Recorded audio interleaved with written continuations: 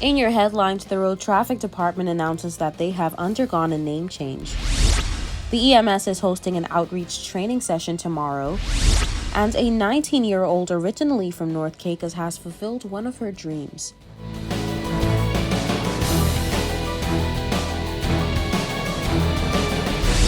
From the PTV Broadcasting Headquarters in Providencial is your number one source for news. I'm Erica Pinales, delivering the latest from across the country this Wednesday, May 18th, 2022, right to your door. Newswatch starts now. The Road Traffic Department announces that they have undergone a name change as Director Wilbur Cayley speaks to Newswatch on a number of developments within his department. Here's more. No longer the Road Traffic Department, formerly renamed the Department of Motor Vehicles. The director of the DMV, Wilbur Cayley, says his department underwent the renaming process back in February. The decision to rename rename the Road Safety Department, to the Department of Motor Vehicles was taken when we had a change in government following the last election. The official renaming, as you may be aware, this process has to go through a submission of cabinet papers and then taken to the House of Assembly for approval. That was done sometime in February this year. And so the department officially became the Department of Motor Vehicles. Ministry of Physical Planning also just recently announced a review of left-hand directional traffic. The director addresses that and what it could mean for the Turks and Caicos Islands. If, again, that does happen, that is going to require a major shift in the legislation that we have on the books at the moment. Two, it will require some serious public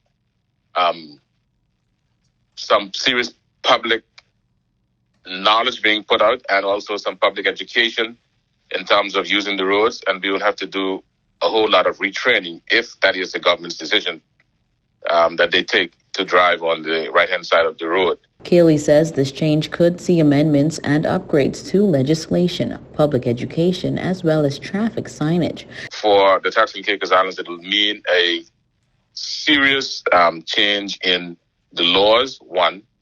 Two, in doing a serious public education campaign so that we sensitize the public to the what is required to drive on the right-hand side of the road. And it will also mean some changes in some of the markings and some of the signs that we have around the islands. And so a decision like that will require a whole lot of work before that can be implemented.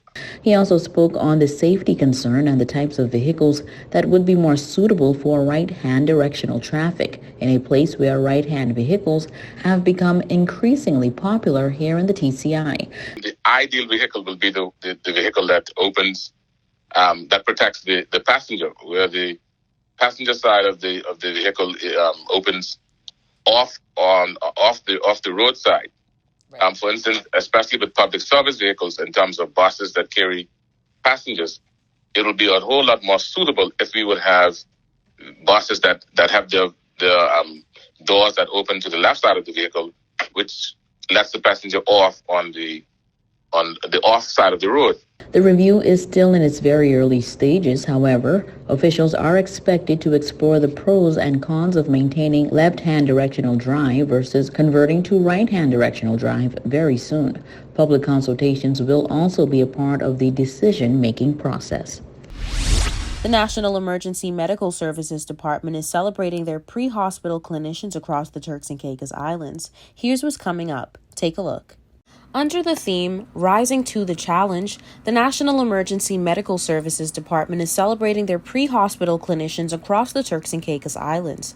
This EMS week is packed with engaging activities for our communities island-wide. However, tomorrow starting at 10 a.m., the EMS will be at the Gustavus Lightburn Sports Complex. Everyone is invited. Everyone. We're looking for as much buy-in from the public as possible, because the end goal is to empower persons to assist. You know, when you call for an ambulance, there may be some wait. There may be a 5-10 minute wait time before an ambulance arrives. What could you do as the person who's calling to help that patient in need? And that's what we're interested in, getting everybody involved and empowered to make the right choices when the time is needed. The outreach training session happening tomorrow at the Gustavus Lightburn is under the theme Save a Life Date.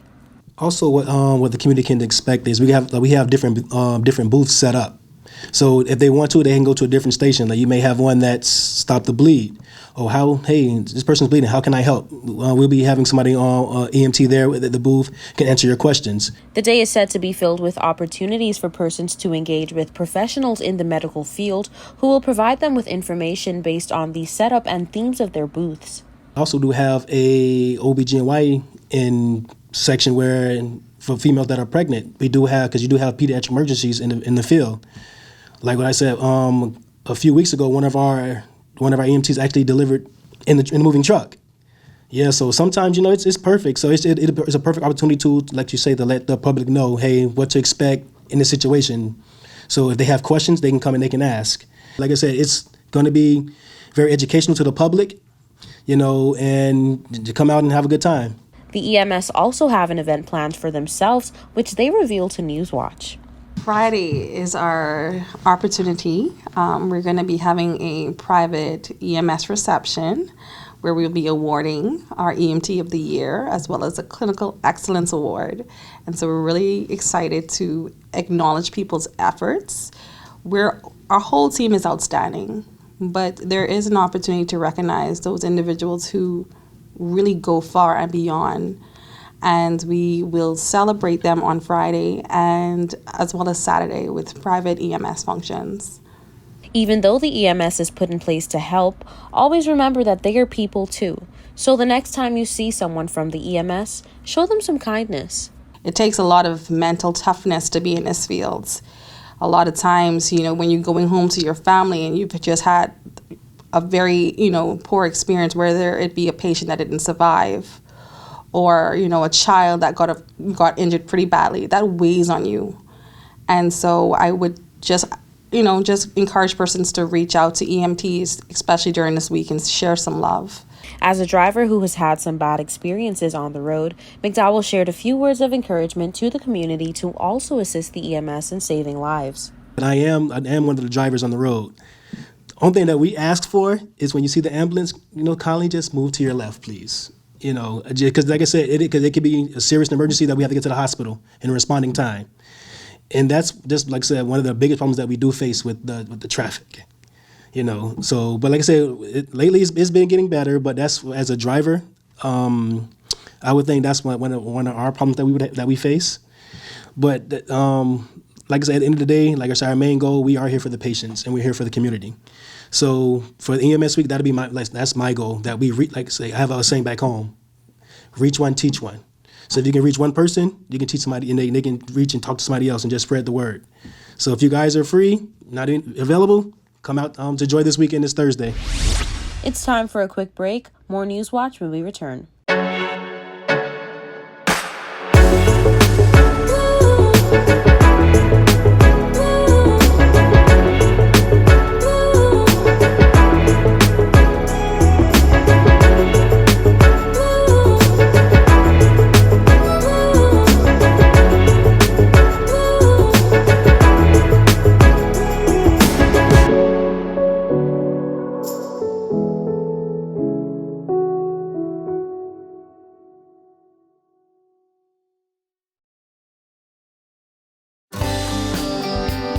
This is a reminder that all PTV service accounts are due on the first day of each month.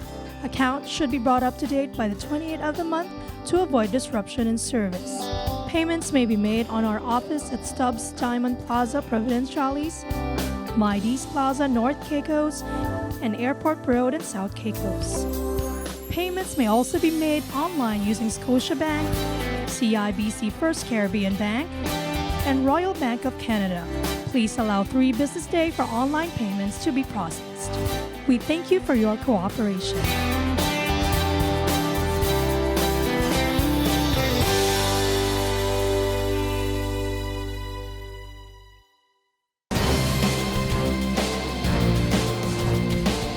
Welcome back to Newswatch. Physical Planning, Infrastructure, and Development are about to release a new list of contracts for the small, medium, and large projects. Take a look.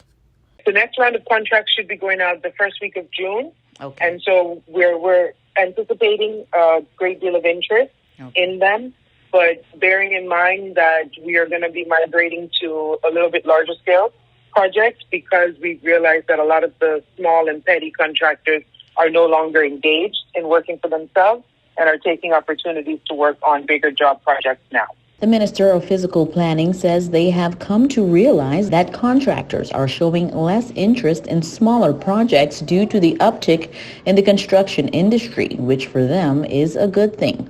Generally, the construction industry has bounced back the hardest post-COVID.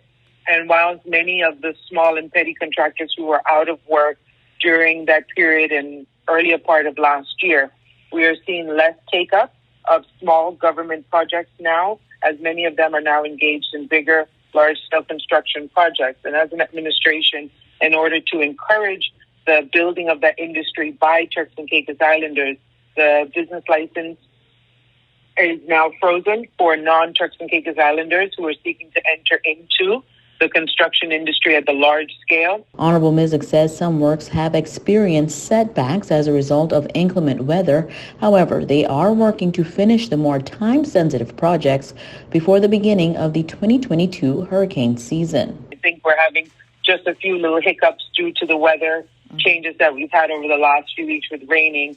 A lot of the contractors have advised that, especially those who are working on the sidewalk project, it's been difficult to pour the concrete, to let the concrete set. So we're kind of playing against Mother Nature and hoping to have these things finished at least by the first month of hurricane season. Again, new medium contracts will be open for bidding at the beginning of June. Pandera Higgs, a 19-year-old originally from North Caicos, has fulfilled one of her dreams of being an author. Take a look. Higgs is a past student of the Raymond Gardner High School, where, believe it or not, she studied culinary arts. After completing high school, Higgs furthered her studies at the community college in Providenciales, where she gained the passion of writing. In my second semester, I wasn't so much busy, and I was looking towards a side hustle. So I basically Googled some ideas, and then I saw where they had digital marketing, and I got the idea. Culinary arts to writing is a big switch in interest, one might say. Higgs tells Newswatch that she wanted to test her skills, and so she did. Writing a book, when I got the idea, it was like a little bit frustrating because, after you write the book, you have to edit it on Amazon. And Amazon kind of have this little app where they tell you if you're going over the margin or how much words you need to have. And they also tell you a specific layout your book's supposed to be in, as well as the cover page and the color. So every now and again, they would tell me I had an error and I had to go on back and, fix it and then submit it again, fix it over again. So it's getting a little bit frustrating. Higgs revealed to Newswatch that she had to really have a debate with herself on choosing what idea she wanted to run with for the book, but narrowing it down to just one was so hard, as she said. I had about 3 ideas, and one of those ideas was an alphabet book.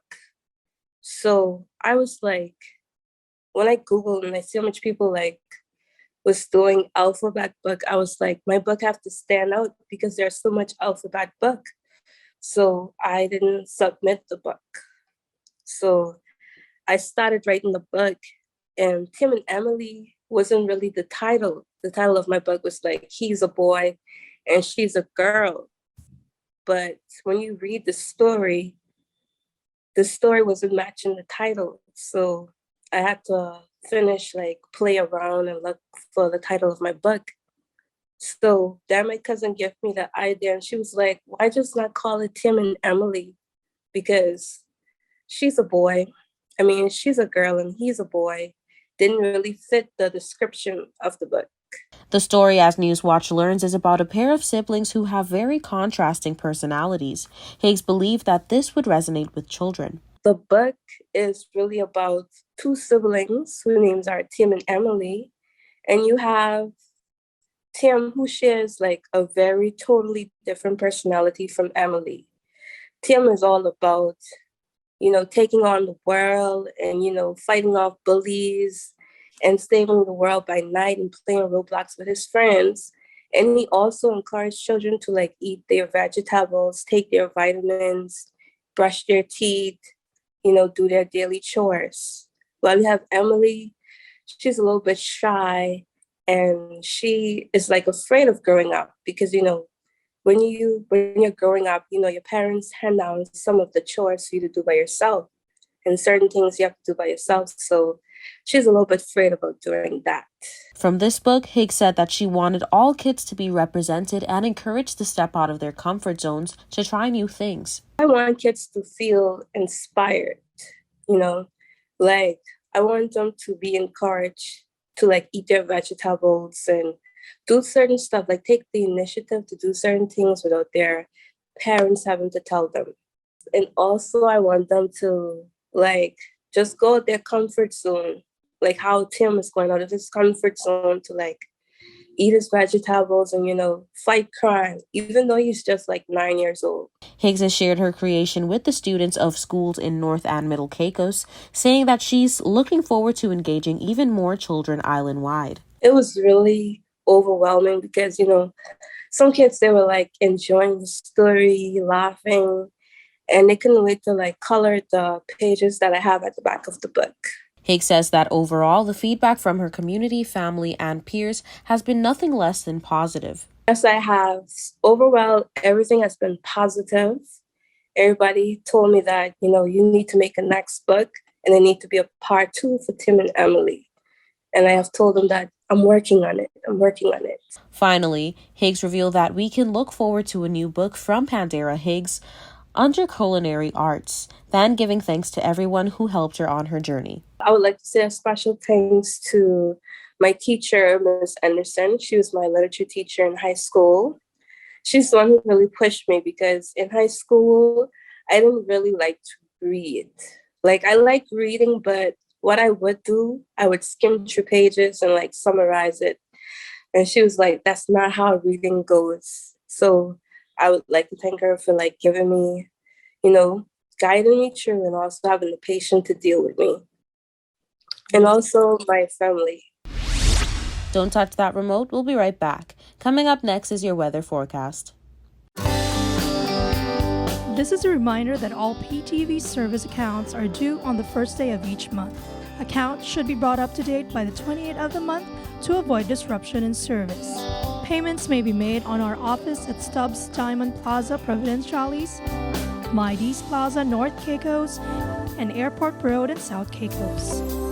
Payments may also be made online using Scotiabank, CIBC First Caribbean Bank, and Royal Bank of Canada. Please allow 3 business days for online payments to be processed. We thank you for your cooperation.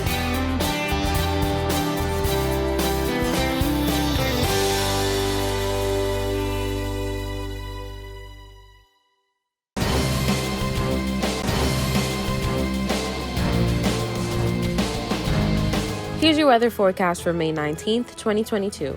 For the nation's capital, Grand Turk, on Thursday, mostly cloudy skies, high 83, low 78, winds east-southeast at 10 to 20 miles per hour.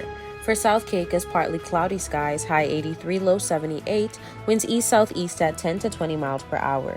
For North and Middle Caicos, scattered showers, high 83, low 78, winds east-southeast at 10 to 20 miles per hour. For Parrot and Pine Key, scattered showers, high 84, low 79, winds east-southeast at 10 to 20 miles per hour. And on Providenciales, scattered showers, high 84, low 79, winds east-southeast at 10 to 20 miles per hour. Now for your sunrise and sunset. Sunrise 6:10 a.m., sunset 7:23 p.m. And for your high tides and low tides, high tides 10:59 a.m., 11:26 p.m. And for your low tides 4:58 a.m., 4:58 p.m. And that's it for your weather forecast. We'll be right back with more News Watch.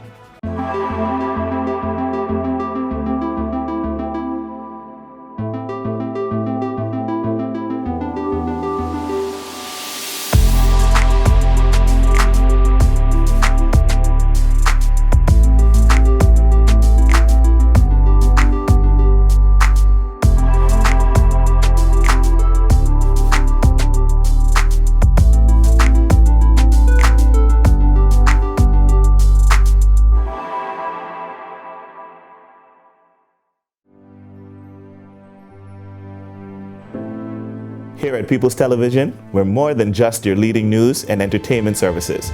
We are spreading the gospel.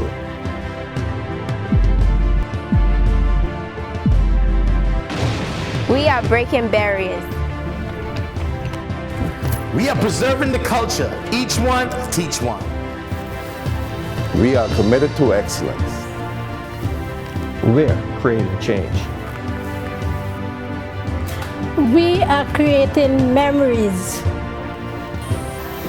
We are the future. I am PTV. I am PTV. I am PTV. I am PTV. We are PTV. We are continuing the legacy. We are PTV.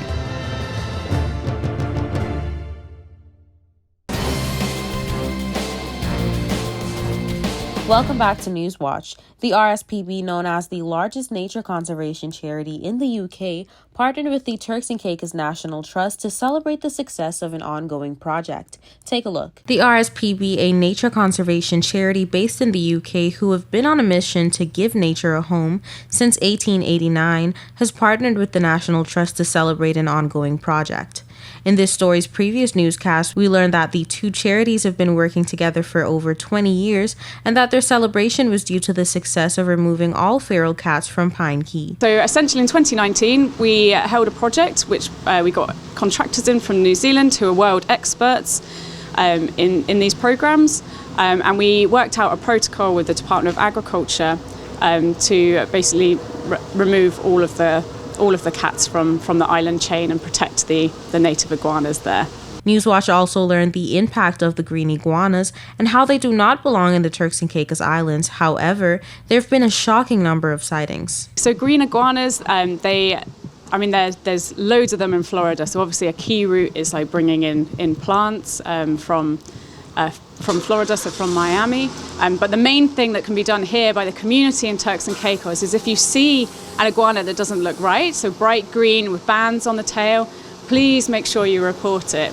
I don't have the number to hand, but please call DCR and just report the number. Wainima, the executive director of the Turks and Caicos National Trust, revealed that green iguanas pose a big threat to our indigenous rock iguanas. Some of the invasive species that would have been promoted or identified is, for example, the green iguana. The green iguana could crossbreed with our endemic rock iguana and cause an hybrid, and we don't know how that hybrid would function or settle within our wildlife system here in the TCI, specifically Little Water Key, Half Moon Bay area, where we have our iguana population, our rock iguana population. Another thing is invasive species can cause a shortage of food supply to these our rock iguanas. It could also cause a lack of vegetation for our iguanas as well to thrive on and survive on, which is very important to the sustainability of our rock iguanas here in Turks and Caicos Islands. Williams, a director at the DECR, shared a few updates on the importance of the rock iguana in our ecosystems, also revealing her connection to this project. Most remaining population of rock iguanas live on remote keys in the protected areas for which DECR is ultimately responsible. However, the iguanas and their habitat are threatened by invasive species, and the management of the invasive species is spread over the DECR, Department of Agriculture, Environmental Health Department, and the land management body of the Turks and Caicos National Trust. Almost 3 decades of collaborative protected areas management focused on safeguarding the endemic Turks and Caicos Islands rock iguana has brought about the success of removing all feral cats from Pine Key and has brought attention to the areas which need more work. I think this project shows that when we work together, great things can be accomplished. DCR continues to advocate for the use of locally sourced native species in landscaping and is dedicated to raising and addressing biosecurity concerns to new developments, current developments, and home landscaping projects. The DCR team will continue to support the efforts towards safeguarding the rock iguanas and their habitats. I am very proud of this project and the work done and the accomplishments that have been achieved, and I look forward to future partnerships between our friends in the rock iguana conservation. Millet, who works with the UK Overseas Territory Biosecurity Project, believes that the project has made exceptional changes and has grown to now yield positive results. He also believes that it is up to the stakeholders here in the Turks and Caicos Islands for the success of this project to be a constant. I think as an advisor to the UK government, or with the UK government, it's really, the future directions are really up to the stakeholders in the TCI. And what I can say is that there are a number of projects and mechanisms for support of sustainable environmental management, including biosecurity and non-native management, non-native species management. And we would do our utmost to support the partners in the directions that they choose to take their environmental management.